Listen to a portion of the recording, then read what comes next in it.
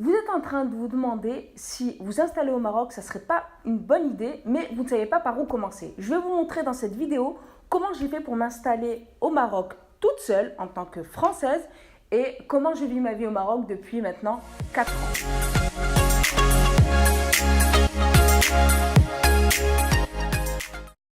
Je suis installée au Maroc depuis maintenant 4 ans. Alors je vais vous donner un petit peu les arguments qui m'ont poussé à m'installer au Maroc, pourquoi je l'ai fait et comment j'ai réussi à le faire seule, avec surtout tous les a priori qu'on a sur vivre au Maroc en tant que femme.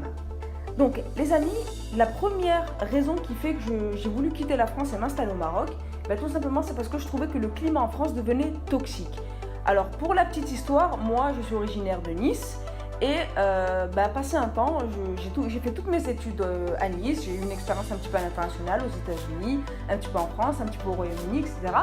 Et il y a un moment, je voulais m'installer en France, ma mère est d'origine marocaine, donc vous allez me dire que c'était plus facile, quoique oui et non dans un sens, car le fait que justement ma mère connaissait un petit peu le pays, elle me déconseillait d'y aller.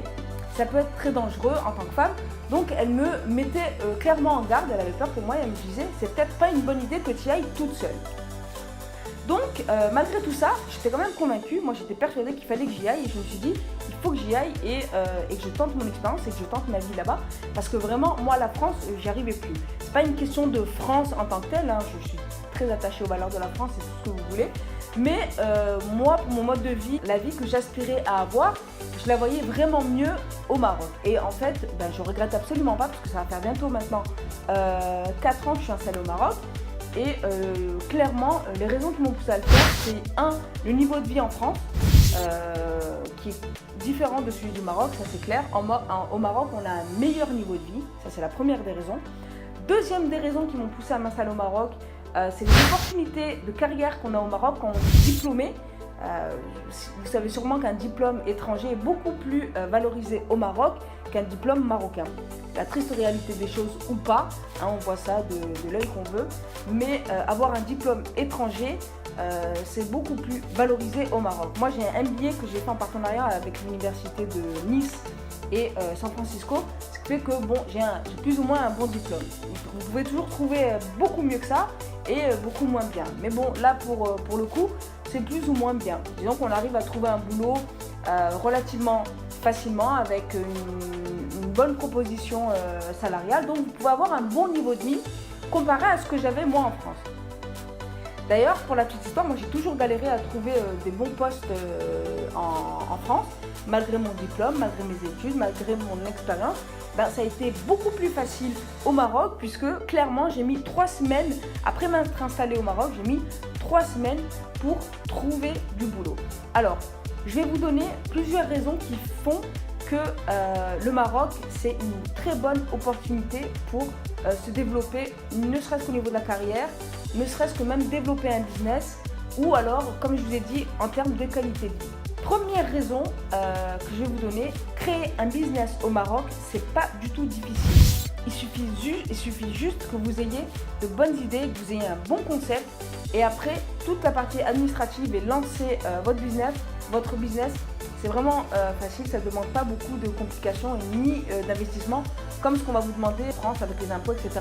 Surtout qu'au Maroc, il faut savoir que quand vous créez un business, vous n'êtes pas imposé les premières années. Ce qui fait que vous pouvez, comme on dit, coffrer beaucoup plus que ce que vous aurez pu coffrer en France. Deuxième élément que je vous donne, vous avez un système de non-double imposition. Pour ceux qui ont la nationalité française, hein, comme moi, si vous développez un business, vous avez la non-double imposition, ce qui fait que si vous payez vos impôts au Maroc, vous ne serez plus obligé de les payer en France. Le coût de la vie au Maroc est beaucoup moins cher que le coût de la vie en France. Vous pouvez vous en sortir, par exemple, tous les matins, vous pouvez prendre un bon petit déjeuner aux alentours de 1-2 euros quand vous cherchez bien des petites laiteries, des petites boutiques où vous avez quelqu'un qui vous prépare un petit déjeuner, on va dire fait maison. Vous allez avoir, je sais pas moi, des œufs, du thé, du café, un petit sandwich avec des œufs, du fromage, etc., du miel, de l'huile d'olive, ça c'est à votre convenance.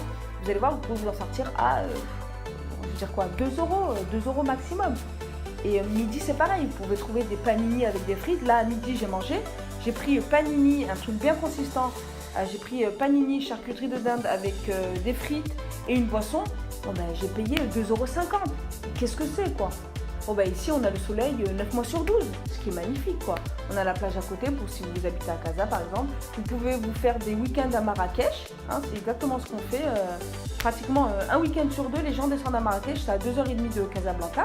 Vous prenez la voiture, vous allez à Marrakech, vous faites un petit week-end et hop, vous revenez. Vous payez quoi, une nuit dans un hôtel ou dans une auberge ou même dans un appartement, etc. Vous avez ça à quoi? À 20, 30 € une nuit. Et voilà, et vous passez un moment magique et hop, vous revenez, puis vous avez le travail. Mais écoutez, les amis, il y a un moment, il faut y aller, il faut se décider, quoi. Hein. Alors, je peux comprendre qu'il y a des appréhensions, ne serait-ce qu'à la partie administrative, faire les papiers, parce que l'administration au Maroc, c'est très compliqué, ça prend du temps, etc. Alors là, je suis complètement alignée avec vous. Moi, j'ai galéré au début, ne serait-ce que quand je me suis installée. J'ai galéré parce que je n'avais pas la nationalité marocaine, mais je pouvais l'avoir à travers ma mère. Et quand je l'ai demandé, ça m'a pris 6 mois pour avoir ma carte nationale, pour avoir la nationalité, puis ensuite demander la carte d'identité. Donc ça m'a pris 6 mois, mais je vous avoue, oui, qu'il y a eu beaucoup de va-et-vient, les papiers signés, traduits, machin et tout. C'est assez compliqué, mais il faut juste être concentré sur ce que vous faites. C'est-à-dire qu'il faut que vous ayez un but précis sur pourquoi vous vous installez au Maroc. Il ne faut pas que ce soit une petite crise ou alors vous êtes en train de déprimer.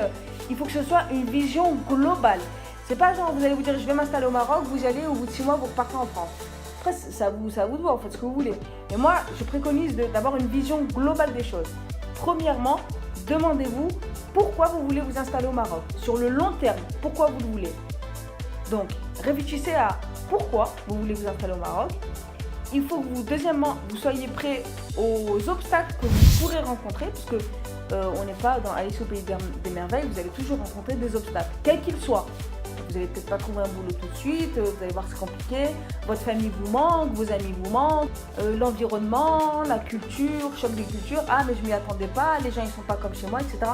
Donc préparez-vous aux obstacles que vous pourrez avoir, d'accord? Mais c'est pour ça que je vous dis, il faut que vous ayez une vision globale. Alors après, quand vous oubliez les obstacles et que petit à petit, vous voyez que étape par étape, vous arrivez à obtenir ce que vous souhaitez, vous faire un petit cercle d'amis, vous commencez à avoir un boulot, un bon salaire, etc.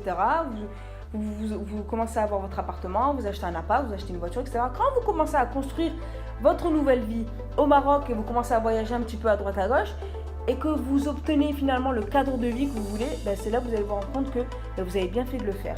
Moi, je vous dis la vérité, j'ai eu peut-être, on va dire, 6 mois de galère. Sincèrement, 6 mois de galère où c'était un petit peu compliqué. Et encore, quand je dis compliqué, légèrement compliqué, parce que moi, j'étais persuadée que c'est ce que je voulais faire.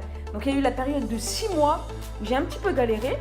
Mais au bout de 6 mois, j'avais mon premier boulot, j'ai commencé à me faire mes premiers amis. J'ai commencé à m'habituer un petit peu à Casablanca. Mais passé ces 6 mois-là, j'étais persuadée que voilà, j'avais fait le bon choix et je regrette absolument pas de m'être installée au Maroc. Si vous voulez avoir beaucoup d'infos sur comment s'installer au Maroc, quel est le premier pas à faire, abonnez-vous à ma chaîne. Je vais essayer de mettre des vidéos où je vais vous donner le maximum d'informations que vous avez besoin pour vous installer au Maroc parce que j'ai vu qu'il y a beaucoup de personnes qui veulent le faire mais qui ne savent pas comment on fait. Donc surtout n'hésitez pas à me dire qu'est-ce que vous avez besoin de savoir précisément pour que je puisse moi vous répondre petit à petit. Et enfin n'hésitez pas à regarder les autres vidéos que je mets sur ma chaîne. J'ai créé exactement la même vidéo mais en version anglaise pour les anglophones qui souhaitent aussi s'installer au Maroc ou créer des business. Ok ? Et je me suis dit qu'il fallait que je fasse aussi la même chose en France parce que peut-être qu'il y a un besoin à ce niveau-là. Donc encore une fois, comme je vous le dis, donc moi je me suis installée au Maroc il y a bientôt 4 ans et je suis franco-libano-marocaine. Donc ma culture principalement est française. Donc moi ici je suis clairement vue comme une française, mais après j'ai tous les avantages de la française et de la marocaine. Donc il faut prendre les avantages là où ils sont et surtout les amis, il ne faut pas perdre de temps. Boostez votre life et c'est parti les amis. Je vous dis à bientôt dans la prochaine vidéo. Ciao ciao.